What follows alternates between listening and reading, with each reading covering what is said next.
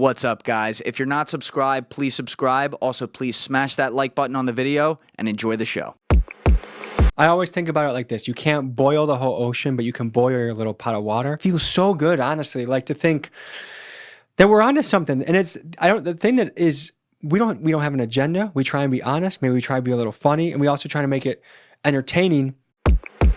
I talked to one of the kids from that video. I talked to his mom recently, and I was hoping it was going to be like a full circle story. Like, oh, he's making better decisions. He's doing well. He's doing much worse things than stealing cars now. And on the podcast, I'm not going to release the episode because I don't think it's going to make her look good, and I don't want to have unwanted attention come out to her. She's like, by the way, my son was never actually caught stealing cars. The only thing he did get a charge for was selling crack and she said it was like a casual thing. And I'm like, well, no wonder there's nothing at home like keeping this kid in line, right? Because selling to people as a 15 or 16-year-old isn't looked at as like very not good. Yeah. Very not good. So like, what do you expect from a kid like that when his boundaries are like that at home? But you made a relationship with his mom while you're filming the first time around. I didn't know her the first time around. Oh, you didn't? No, when it first came out, he told her, oh yeah, Tommy G paid me like $400 to make it a skit because he wanted to get out of trouble. So she was posting on Facebook, tell Tommy G about his fake documentary to hit me up, and like listed her phone number. And I was just like, and then like 2 years later, I just called her up and we had a really good conversation and, you know, we felt each other out. And because I want to be part of Mr. E-Break's future if he's not involved in certain shit. Right now, he's involved in some really dangerous shit. I can't invite him. If he was doing safe, good stuff, I would pay for his tuition to a fight gym or boxing gym in a second.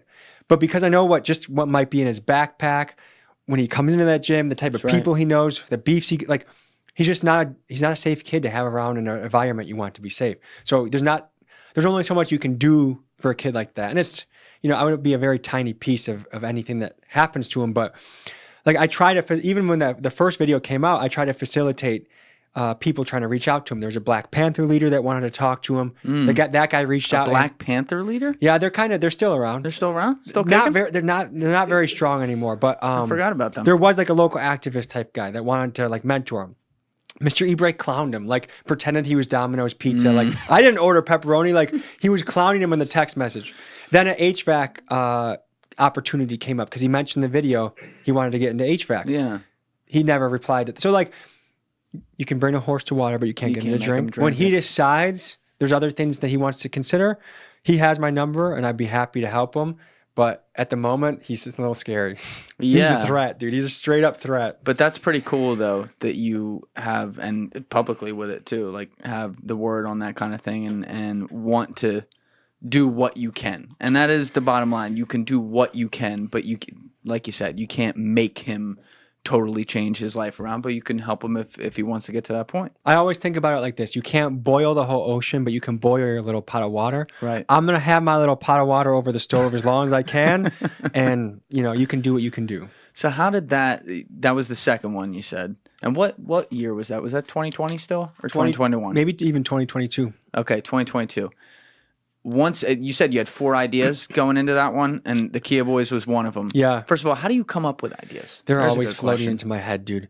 I can't. I could cover my ears and they still float in there. Like that's just how my brain is. I'm always thinking about these things, and also like flow state activities that things are always coming in. So I take my dog for a walk. I gotta bring my phone so I can write down an idea. Yes. I go run in the woods because ideas are a weird little creature. Because if you don't like lock it in or write it down or make sure it's somewhere that you can remember it, it might be a year or years or never that it floats back into your head again. How often do I talk about this? Yes. Yeah. So an idea is I don't know if it's a spiritual thing, but some sort of special thing that somehow the universe said, you know, I'm going to float this into your head, Julian, and you get to run with it. And if you don't, someone else will, because there's 7 other billion people hustling, trying to make things happen on this planet. And action is as big as the idea.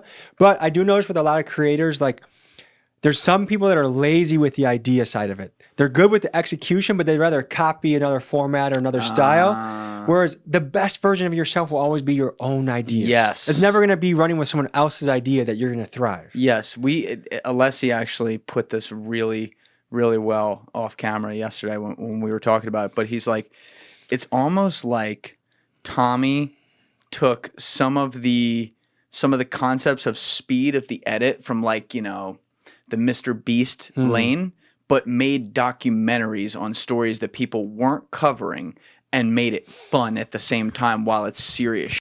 And there's like, I can look around YouTube, maybe we'd find something like that, but when I watch your videos, I was like, I've never seen this before. You're giving value, but it's also somehow like darkly funny the whole time too, and it's fast. like education, entertainment, and documentary and vlog mixed all into one. Yes. A big piece of like the secret sauce and the credit goes to Miguel out there editing. Like he puts so many cool spins on it that make it entertaining. Like I almost think like we're like a 3-man Vice Media that also like edits like a music video. Dude. That's how we mix it all in together. I was just, you took the words out of my mouth. You're like what Vice used to be and is supposed to still be. And they were such a huge influence. I remember watching countless videos just thinking like, what a cool job. Never thinking that that'd ever be me doing something like that because I don't have the journalist degree. I don't have the formal education. I don't have the connections.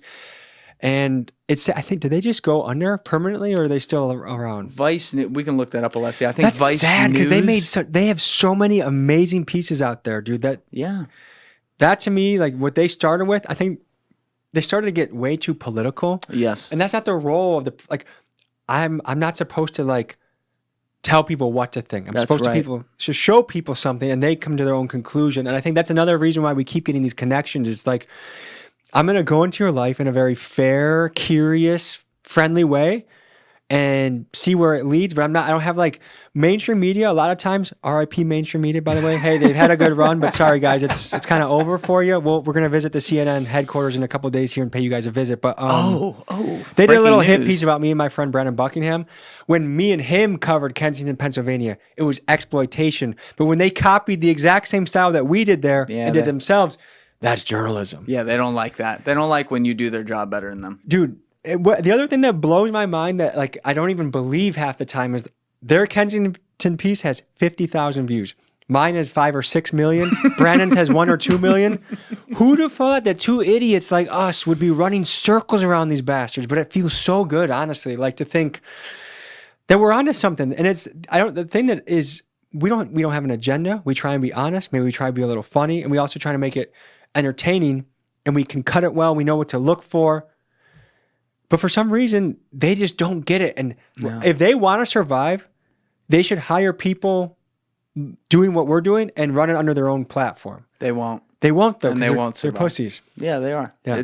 It's really, it's like it's like watching a train crash in slow motion. You know it's happening. You're trying to yell out like, and they know it too. And they do too, but they will double and triple down on everything. Almost like they think, oh, well, we're already so deep. Let's just get as many people to hate us as possible because that'll at least keep the clicks going on the 2-minute videos online. Do you think a CNN reporter will ever be seen wearing a sweatshirt on the street? No. Even if they just like made it more casual and approachable, That's right. I feel like they would start to get wind back in their sails. Like just have someone who's literally just down to earth, there to ask questions. Maybe they would pick back up. But I feel like they've actually harpoon their brand so badly that I don't know if they can recover. The younger generations are just like, yeah, we're over it. We don't even consider you guys news anymore. Hey guys, if you have a second, please be sure to share this episode around on social media and with your friends, whether it's Reddit, Instagram, Facebook, Twitter, doesn't matter. It's all a huge help. It gets new eyeballs on the show and it allows us to grow and survive. So thank you to all of you who have already been doing that and thank you to all of you who are going to do so now. Alessi, can you pull up the average age of the viewers of CNN, Fox, what's your guess? And news? It's. I can tell you what it is. It's going to be high 60s and low 70s. Boomer. So exactly. Which shout out to I love a lot of boomers. I know they get a lot of shit nowadays. My mom's a boomer. She's a great lady. Yeah. Stepdad's a boomer. He's a great man. I know a lot of good boomers, but their television viewing practices are going extinct. That's right. Just as when we're 70, the shit that we came up on is there's going to be something new too. That's just how it goes. That's right. But it's always cool when you see older people who are like staying with things and on top of stuff. Hip. Oh, yeah. I always want to be that for sure. Yeah. But yeah, do we have that? Okay, CNN's median age was 67 Jesus this year. Christ. Up from 60 in 2017. Within 6 years, see what it did? It moved metrically with the people aging, meaning they got no new young viewers according to the median. You know what I think they should do?